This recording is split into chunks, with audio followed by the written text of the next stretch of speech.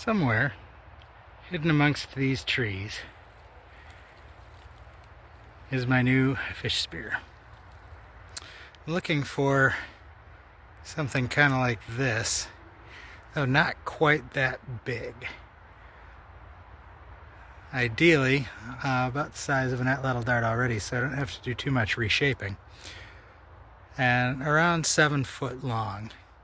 As straight as I can get it initially. We'll straighten it over the fire, but the straighter it is to start, the easier it is to straighten and keep straight. What I'm looking for here is saplings or suckers, preferably hardwood like maple. There's a lot of larch and oak and other things back here. I don't want it to be dead and rotten. I want it to be in good condition and as tall and straight and even as I can find. An area like this in the woods where the trees are all kind of competing against each other to get up to the sunlight is best, because they'll grow fast vertically. So you'll get nice long straight shoots with narrow trunks and straight grain. It's just a matter of sorting through all of them to find the right one. This sapling has a little bit of snakiness to it, but it's almost perfect length and dimensions.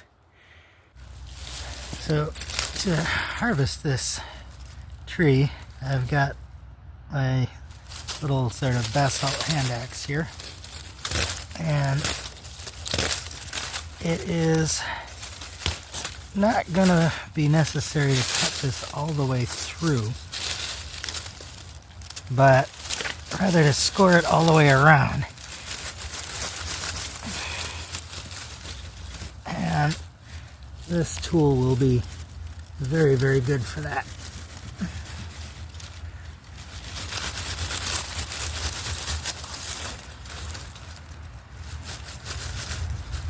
The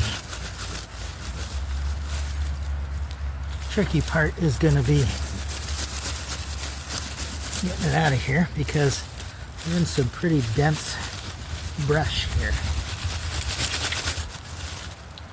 But I think that it's going to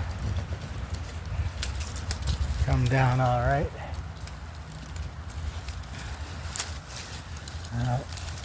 What I'm going to want to do here is start bending it in the direction I want it to come down, and cut those fibers when the wood fibers when they're under stress. I'll bend it back.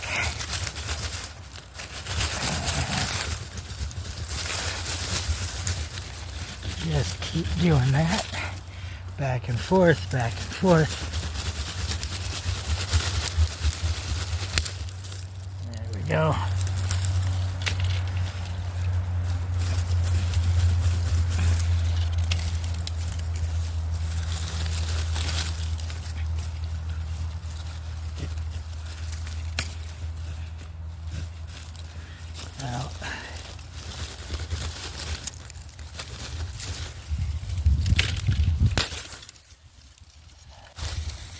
Now, I don't harvest a lot of these, and in this case today I'm only going to be taking one. It can be tough to find straight, good spear shaft material in the area that I like to frequent, and if I take all of the straight ones and leave only crooked ones, then I have created a selective pressure, leaving only squiggly ones. And that means that in the future, there won't be any straight ones. So I don't want to do that either. I really don't have a lot of need for more spears, other than teaching and demonstration like this. So I'm really just going to minimize my impact here, and just take the one.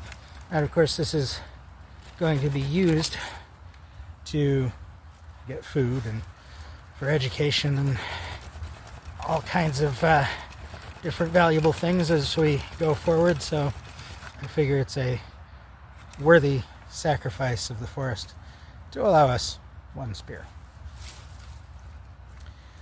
Now, this is, of course, the part where I suggest that if you're going to go out and do this sort of thing, and I wholeheartedly encourage you to go out and try this sort of thing, do it responsibly.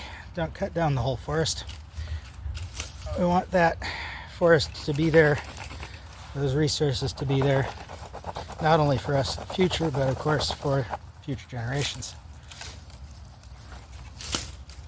Because you never know when you might need a nice straight sapling or a spear. And if they're all gone, you're out of luck.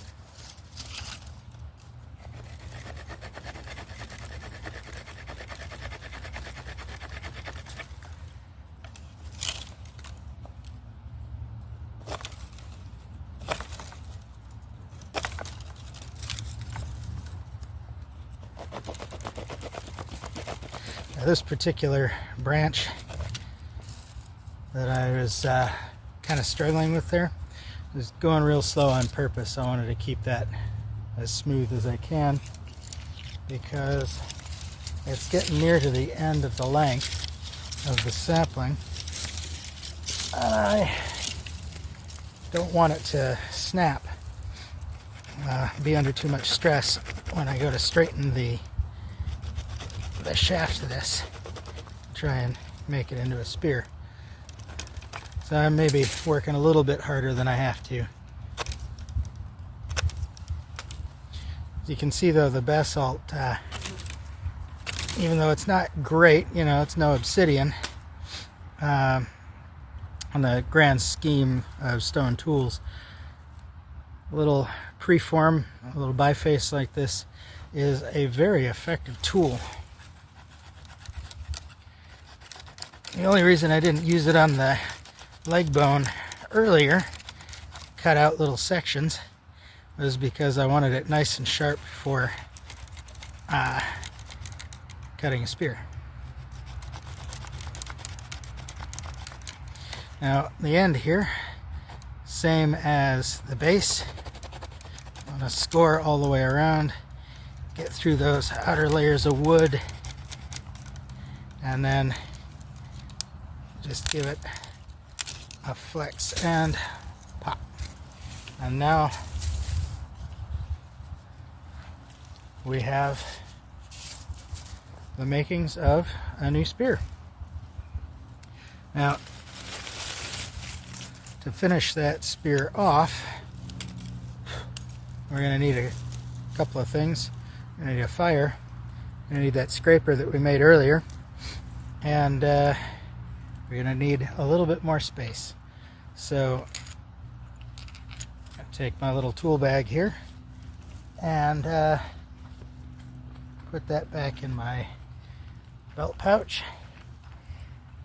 And we're going to go find the river, have a drink, and work a little bit more on a spear. Now, I was going to come over here and set up at my winter camp and make a fire and straighten that spear shaft that we got out of the woods there. But the spring rains have washed my winter camp away.